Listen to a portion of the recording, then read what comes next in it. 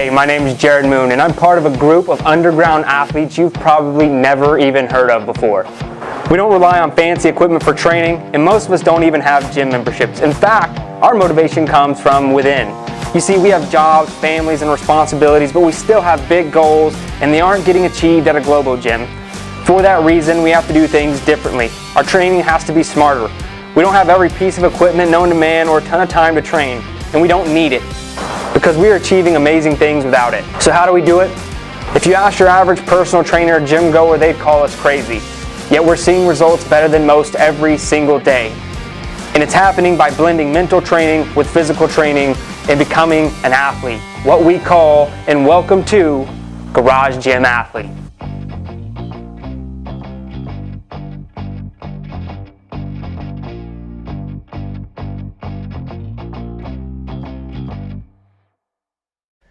All right, ladies and gentlemen, welcome to the Garage Gym Athlete podcast. Jared Moon here, and with me is Joe Courtney. What's up, Joe? Hey, how's it going? It's going well, man. And we have Kevin Talbot. How's it going, Kevin? Good. How's everyone doing? Good, man. Good. Just excited to have you on. You've been around for a while. To be honest, Kevin, you were on the very first Accelerate. That was like the essence of Garage Gym Athlete, starting before it was Garage Gym Athlete, man. So you've been around for a long time, so I'm excited to talk to you. You've been a Garage Gym Athlete for a long time and interested in a lot of things. Have an amazing story. You've actually been on the Better Humanology podcast. Just all sorts of cool stuff going on, dude. So without any more introduction from me, let's hear about who you are, what you do for a living, and how you're training these days. Oh yeah, thanks, Jared. I am a professional. I work in the financial services industry. I'm in technology and I'm a manager. That's kind of my professional life that I do. I also have 3 kids, a 7-year-old, a 4-year-old, and a 7-month-old. So my oldest is a daughter and 2 sons, are the 2 young ones. And they keep me pretty busy. My wife stays home, which is awesome for us. We're pretty blessed that she's able to do that. In terms of training, currently, I'm just following the Garage Gym Athlete training. I'm on the grit track, and it's been a lot of fun. I'm also in the personal side of things. I'm a certified primal health coach, and so I went through the training probably the same time, Jared, I found your stuff. I went through the Primal Blueprint, the original coaching course way back when, before it kind of blew up. So the nice thing there is I'm able to have access to all their latest materials now, which is pretty cool because they kind of grandfathered me in, which is nice to get in early sometimes. I don't do too much with that, just kind of helping friends and family, and just kind of a good framework to go off of. So yeah, that's a little bit about me. That's awesome, man. And we did have Kevin on the Better Humanology podcast back in the day, talking about your journey into fitness and weight loss and all that stuff, man. Would you mind sharing like the brief version of that? And then if people want to dive into that more, they can go check out the entire hour-long podcast episode we did with you on the Better Humanology podcast. Yeah, definitely. So I was definitely, been overweight my entire life, as long as I can remember. Like my first memories, some of them are going to the doctor's office and then telling me, I remember them telling my mom that, oh, your kid's overweight, you got to watch it. And just kind of being like the fat kid all the time. And that was all the way through high school and into college. So I think I peaked out in college around 360 pounds, maybe somewhere in there. And so I kind of went through a whole long fitness journey and nutrition journey and always trying to just lose weight, right? Like in all the fad diets, anything out there I tried. So, whether it was Atkins when that first came out, trying that for a little while. And then I did P90X, doing low-fat diets, kind of following the standard things you hear on TV, that kind of stuff. And eventually found CrossFit, found paleo, found zone diet eating, Primal Blueprint, the kind of better nutrition habits. And I've ended up now I'm around 220.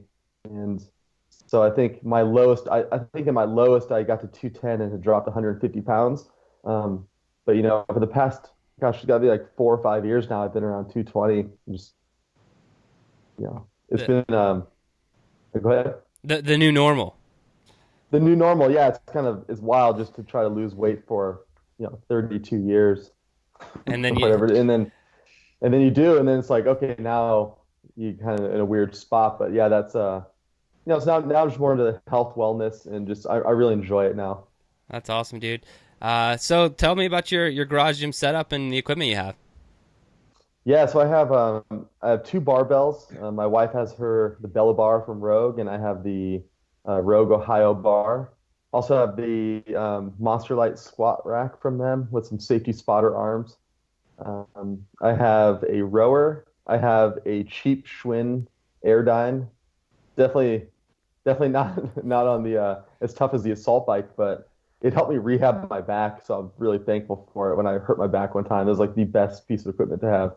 Oh It was yeah. just zero impact on, at least on the one I have. It was zero impact. I was able to keep going. I have kettlebells. I have a slosh pipe, of course. Everyone has that. I also have, I use 5 gallon gas water or 5 gallon gas containers full of water. So sometimes I'll use those for like farmer's carries or kettlebell swings or whatever. Oh, wow. The homemade box jump, a bench press, an extra pull, I have a pull-up bar mounted to the wall. I had to build a lifting platform in my garage, so I have a 3-car garage in my third stall. I converted to my gym, but my slope is pretty bad, so I think it was over a 6-foot run. It dropped maybe an inch and a half. So it Oh was wow. like, yeah, if I step away from doing pull-ups and like fly into my garage door or out onto the street. So I had to build a little mini lifting platform that's actually more of a deck than a platform, so it's raised, so it evened it out. Gotcha. Yeah. Um, and I broke that the first day.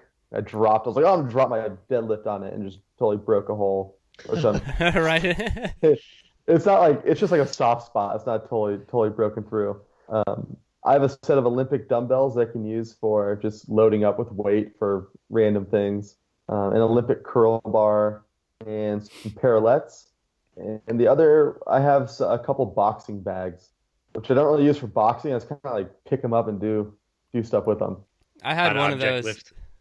Yeah, I had one of those for a long time. I had like a punching bag that I never punched, but yeah, I just used to like carry around, slam on the ground, throw over my Yeah. shoulder. Essentially, like I don't know if you've seen those new Rogue Fitness Strongman bags. Basically, they're like these really high quality bags that you can fill with sand and much better alternative as opposed to having like a bunch of Strongman stones.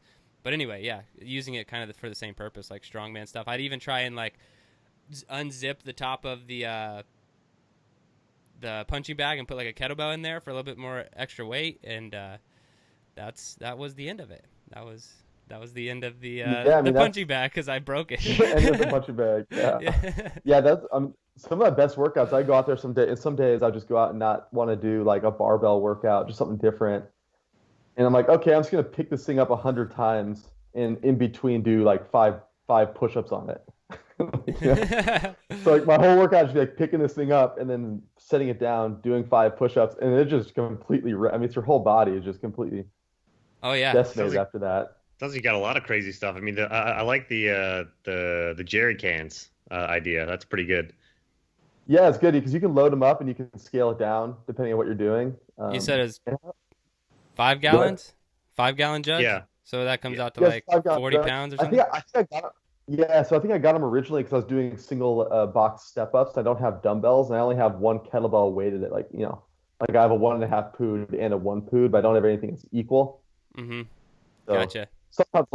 sometimes I'm like, oh, I'll just eat. I'll have a little difference on each side. But this for some reason I wanted these, and they were. I mean, I think I got for like $7 at Walmart or something.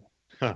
Oh yeah. But I've done swings with them. I've done just like farmers carries, and they kind of slosh around. That's a little different. Not super heavy, but still definitely a cheap hack That's to have in there. it's probably also a good. So a lot of people have struggled with because we're doing I think you said you're in the grit track, right? We're Mhm. doing the bottoms up kettlebell press, and then a lot of times with kettlebells, weights jump like 10 pounds. So like if you get good at one and then you jump to the next, it's kind of a hard thing. But like the water one, or putting water in a can, that might actually be a pretty good alternative to doing that because you can just pour a little bit of water out or put Oh a yeah, little in. the handle size is pretty good, so you can pretty get a pretty good grip on it. Definitely rock your stabilizer muscles. The Yeah. water slides a little bit. Yeah, in those bottoms up kettlebell presses, I started because I have a light kettlebell is like 26 pounds. I started with that, and then the next jump up was 35, 35. which wasn't that big of a deal. Yep. It was more challenging, but then by the end of us doing those, I was like, well, I got to go 53 now. But that was a huge huge jump, and I couldn't quite handle the repetitions as well. But I felt like I was going to end up injuring myself more than I was helping at that point. Okay. But yeah, it's hard when you get the big jumps in the kettlebells.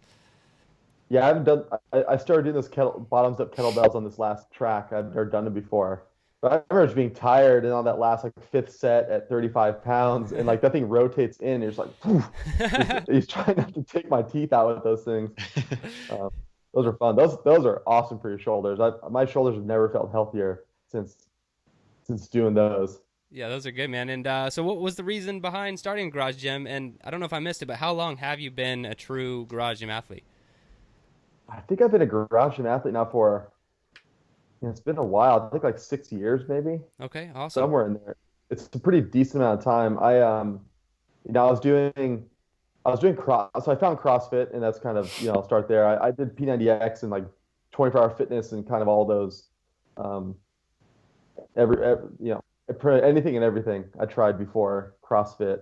Um, and I went to a CrossFit gym. I was there for a couple years. It was an awesome gym. It was in Colorado, and the owners were great, and they really helped me kind of learn about nutrition and training, and they were awesome coaches. So I enjoyed it. And then as I had kids and things started getting a little more time crunch, it's just harder to go, to go into the gym, because it was only a 10-minute drive, so that's not bad.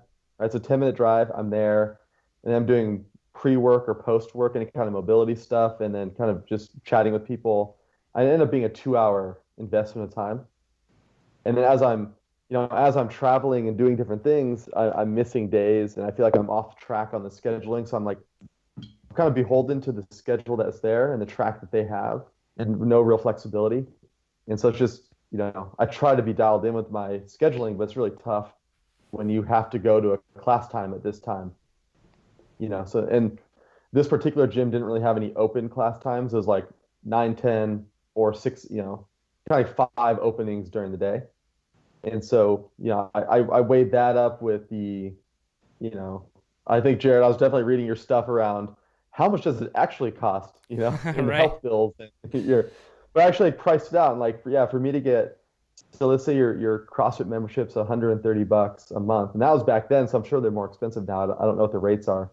But Oh yeah. I mean, 3 months, you have a 3 months membership, or you can have a barbell with all the plates you need. Right. Plus, I mean, if you go on Craigslist, you're willing to get or you're willing to build those 4x4 squat racks, which I also have.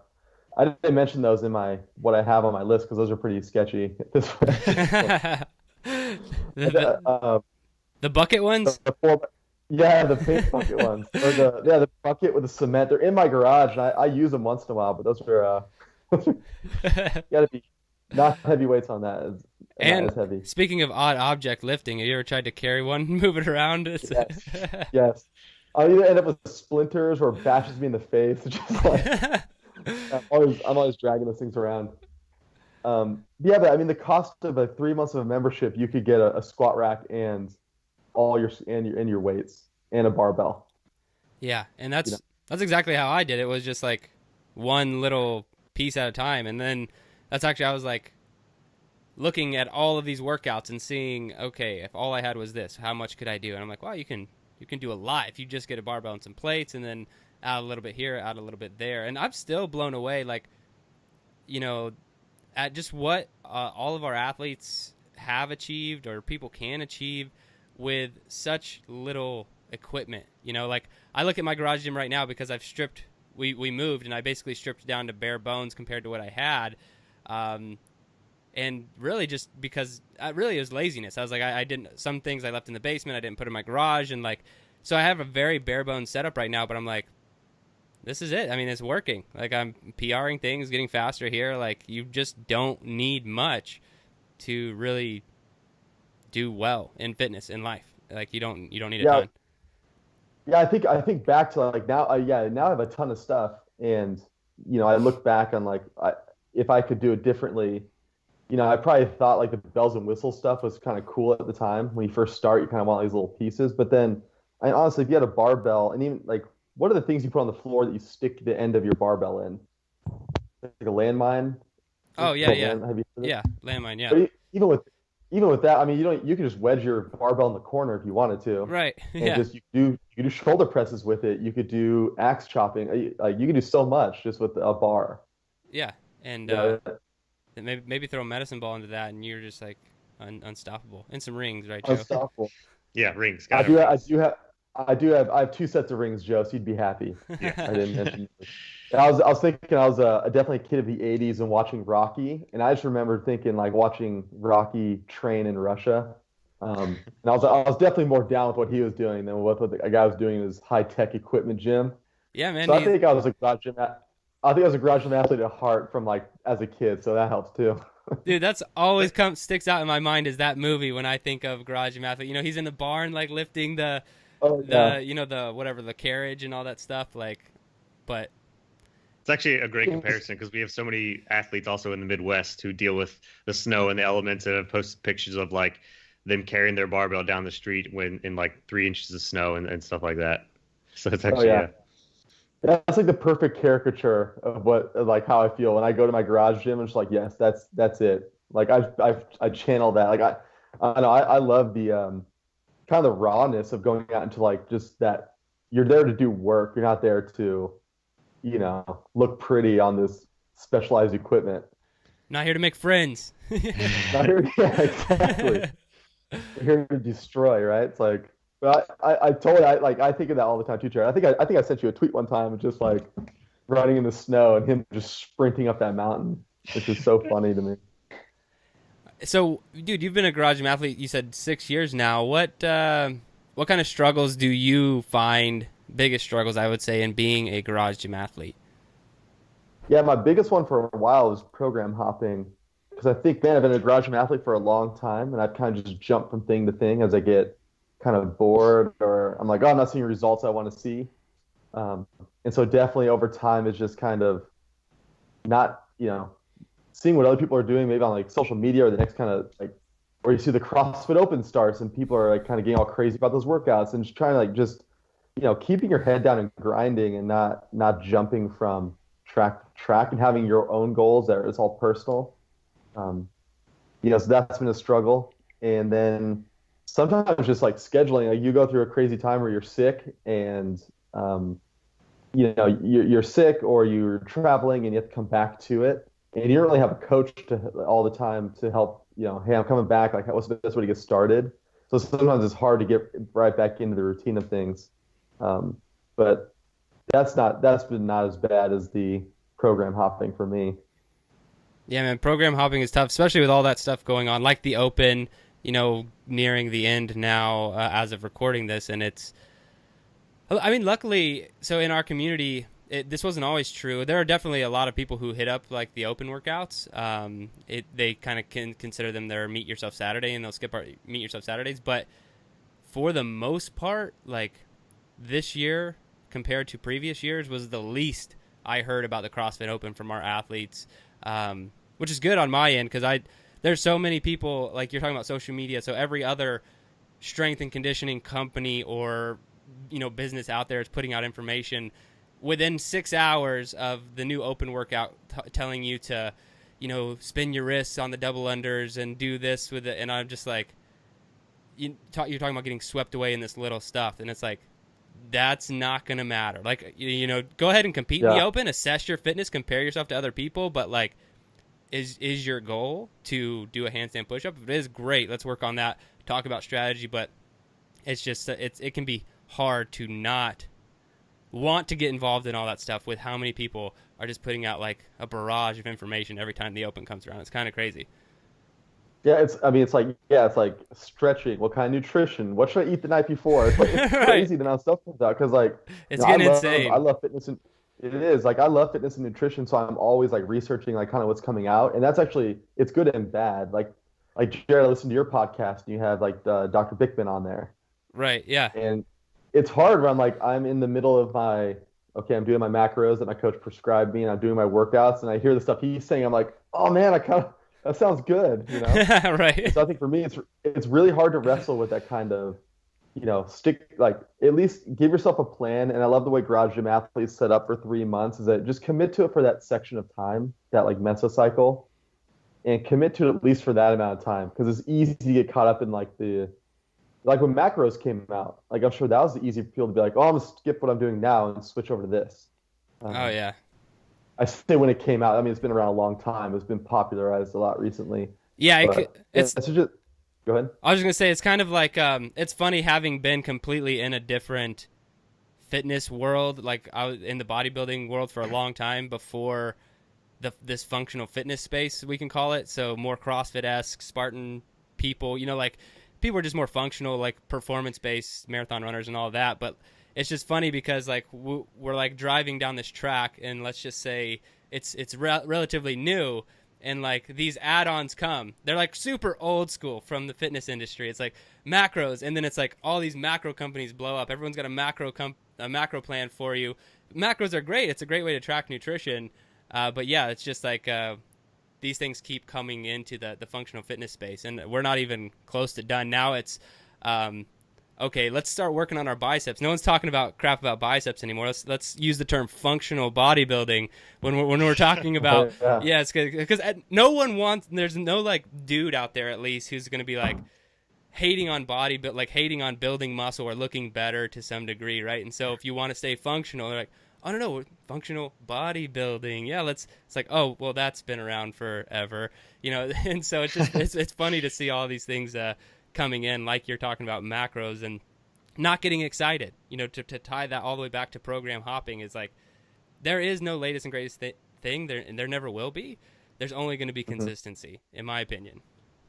Oh yeah, I mean, yeah. There's a really good chart that does go around a lot on like social media. And it just shows like, it shows like every diet on the left, and it's like pick any one, be consistent, eat like a lower intake than you expend, and you'll get goals. Right. It's like as long as you're consistent. And I mean, I know there's more to it than like calories in, calories out, but for the most part, if you're trying to lose weight, like being at some sort of deficit, right? Like, yeah, just being consistent with it.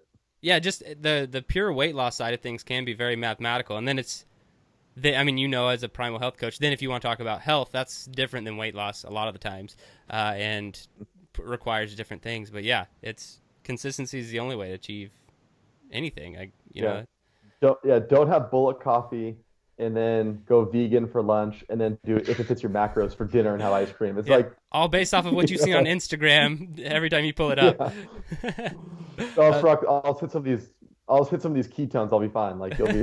They have this good ketone herbal tea, and I'll be totally fine now. Yeah, I went to a happy hour with my wife and some of the people that she works with, and there was this one bodybuilder guy there who was like talking about the ketone powder that you can have. He's like, yeah, this powder just puts you in ketosis. I'm like, I'm just gonna sit here. Yeah, I'm fully in ketosis. Don't anger a bodybuilder at happy hour. It's not good. Yeah. How's that beer? Are you still in ketosis? Yeah. The best thing about bodybuilders, though, is that this is going to go off a tangent here. If you know the slightest bit of how to fight, let's say you've taken one jiu-jitsu class or like what you did anything, you will be able to beat up a bodybuilder. And I'm challenging anyone out there listening because bodybuilders are super big and like they have the muscle and the strength, but they most of the time have no idea how to use it. Now, if you run to a bodybuilder who is also doing jiu-jitsu, then be careful. Stay away. Stay away. Joe's gonna have all these people come out of the woodworks after him now. That's good.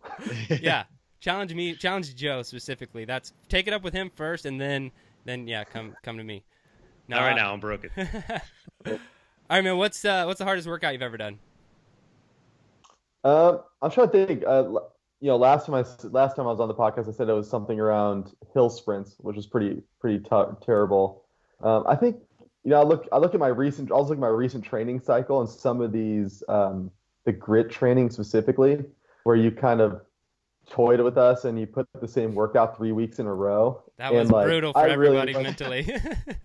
Because like week 2, I was like, I'm totally gonna rock it, and then week 3, I'm like, oh man, I have to do it again. And like actually, I think those workouts where I actually push myself to that level, where I come inside and I was like, oh, I feel like I need a nap, like immediately, you know. And so I've had a couple of those this time on the grit track that have been good. But I think it's mostly around, just pushing those workouts where I can push myself and kind of reach that next level. Kind of go like I think you mentioned as going there. Those this is nothing, not one specifically, but definitely like I guess yeah, even the Murph practice test. 3 weeks in a row, yeah. 3 weeks in a row. That third week, you're like, man, can I do this? And you just got to shut the mind off and just go. And, Yeah. What was funny about that is most athletes took it as a mental challenge and kind of understood what I was doing. Because each week the volume was progressing, but like the conditioning stuff stayed the same. And it was just like, hey, can you do it faster? Can you be better?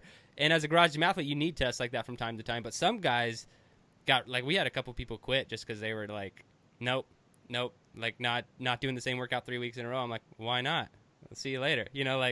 It's just funny that it's a huge mental push, and glad you made it through. yeah, definitely. I think, yeah, that's challenging. I think if I do my own programming, I wouldn't program that, but I definitely see the value in it. Yeah, it's not something we do all the time. No, but even that one and like the rowing, the rowing, I think is the toughest ones for me too, is because it's like each week is the same. Right. And I know just looking at it how hard it's going to be. Just looking at it, I'm like, oh man, 80 to 90% heart rate that's horrible. That's terrible. Oh yeah. Uh, That's how I feel about. I posted in the group not long ago. That's how I feel about the 2,000 meter row. As like I know it's coming because we're doing Fit Week. We're doing a bunch of testing right now, so the 2,000 meter row is coming, and I'm just like, I'm already nervous about it. I hate the 2,000 meter row so much. It hurts so bad. And it's just awful. But that's the same. The rower in general can really mess with your mind, which brings me to what's your best in your opinion, what's the best activity for building mental toughness?